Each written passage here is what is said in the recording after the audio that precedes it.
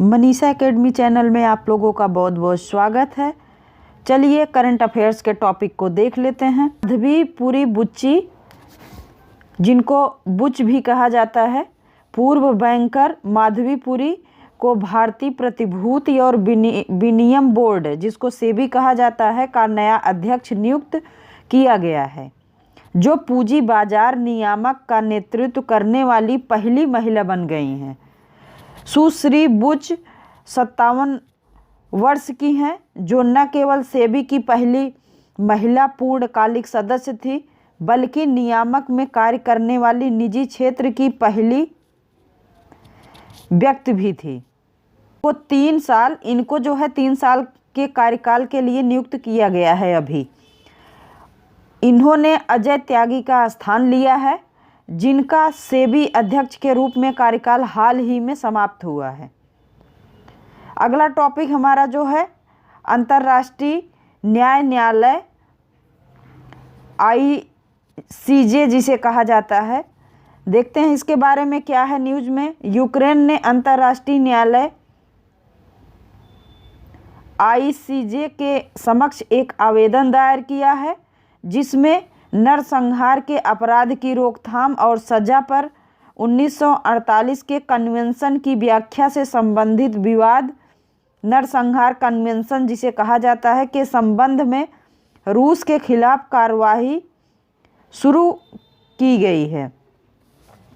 Ukraine ने रूस पर झूठा दावा करने का आरोप लगाया है कि यूक्रेन के लुहांस्क और डोनेट्स्क क्षेत्रों में नरसंहार के कार्य हुए हैं और इन क्षेत्रों की स्वतंत्रता को पहचानने और यूक्रेन के खिलाफ युद्ध में जाने के बहाने के रूप में इसका इस्तेमाल किया गया है। ICJ संयुक्त राष्ट्र UN का प्रमुख न्यायिक अंग है। PCIJ की तरह ICJ हेग में पीस पैलेस में स्थित है। यह संयुक्त राष्ट्र के 6 प्रमुख अंग में से केवल एक है, जो न्यूयॉर्क शहर में स्थित नहीं है। ICJ में 15 न्यायाधीश होते हैं, जिन्हें संयुक्त राष्ट्र महासभा और सुरक्षा परिषद द्वारा 9 साल के लिए चुना जाता है, जो एक साथ लेकिन अलग अलग मतदान करते हैं। यह जून 1945 में संयुक्त राष्ट्र के चार्टर द्वारा स्थापित किया गया था और अप्रैल 1946 में काम करना शुरू किया। न्यायालय अंतर्राष्ट्रीय न्याय के अस्थायी न्यायालय PCIJ का उत्तराधिकारी है। PCIJ को औपचारिक रूप से अप्रैल 1946 में भंग कर दिया गया था और इसके अंतिम अध्यक्ष अल सल्वाडोर के न्यायाधीश जोस गुस्ताओ ग्यूरेरो ICJ के पहले अध्यक्ष बने थे। पहला मामला जो UK द्वारा अल्बानिया और कोरफू चैनल में संबंधित घटनाओं के खिलाफ लाया गया था। यूरोपीय मुख्य भूमि पर कोरफू और अल्बानिया के ग्रीक द्वीप के बीच आयोनियन सागर की संकीर्ण जलडमरू मध्य मई 1947 में प्रस्तुत किया गया था। अगला टॉपिक है राष्ट्रीय विज्ञान दिवस। तो राष्ट्रीय विज्ञान दिवस 28 फरवरी को मनाया जाता है।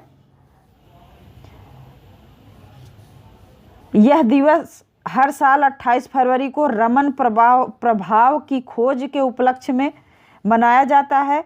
इस दिन भारतीय भौतिक विज्ञानी सर CV रमन ने रमन प्रभाव की खोज की थी, जिसके लिए उन्होंने 1930 में नोबेल पुरस्कार से सम्मानित किया गया, जिसे उनको जो है रमन जी को रमन प्रभाव के लिए 1930 में नोबेल पुरस्कार द्वारा सम्मानित किया गया था। 1986 में भारत सरकार ने 28 फरवरी को राष्ट्रीय विज्ञान दिवस के रूप में नामित किया। इस दिन का उद्देश्य मानव जीवन में विज्ञान के महत्व और इसके अनुप्रयोग के संदेश को फैलाना है। इस वर्ष अर्थात 2022 28 फरवरी 2022 को राष्ट्रीय विज्ञान दिवस की थीम जो थी यह है कि सतत भविष्य के लिए विज्ञान और प्रौद्योगिकी में एकीकृत दृष्टिकोण। इस बार का जो थीम रहा है उसको एग्जाम में पूछ सकता है कि सतत भविष्य के लिए विज्ञान और प्रौद्योगिकी में एकीकृत दृष्टिकोण। इस अवसर पर इस वर्ष के पुरस्कार विजेताओं को राष्ट्रीय विज्ञान संचार पुरस्कार और महोत्सव के हिस्से के रूप में आयोजित विभिन्न प्रतियोगिताओं के विजेताओं को पुरस्कार प्रदान किया जाएगा। तो ये रहा कुछ महत्वपूर्ण टॉपिक जो कि करंट से संबंधित थे। हमें उम्मीद है आप लोग को ज़रूर पसंद आया होगा। यदि पसंद आया हो तो वीडियो को लाइक, चैनल को सब्सक्राइब, कमेंट करना ना भूलें। बहुत बहुत धन्यवाद।